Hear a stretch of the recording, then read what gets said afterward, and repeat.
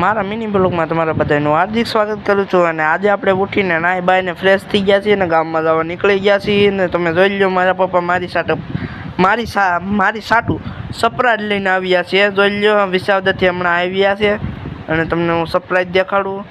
એક તો છે કક્ષે ના ઉકળતું નથી, આ બોર્ડ છે એક, અને બીજું તો કાંઈ દેખાડું નહીં તમને મળું તો જો તમને આગળ દેખાડું લ્યો। તો મેં પેકિંગ કરી દીધું અને પછી તમને મેં દેખાડવા બંધ કરી દીધું અને જોઈ શકો છો તમે। મને ખુશી નથી સમાતી, જોઈ લો તમે। પછી તો મારી હાથમાં બદામ આવ્યો, તો મેં સીધી મોઢામાં નાખી દીધી। તમે જોઈ શકો છો, આ જો બદામ છે, મસ્ત મસ્ત બદામ છે, મીઠી મીઠી મજા આવે છે ખાવાની, જોઈ લો તમે। અને પછી તો મેં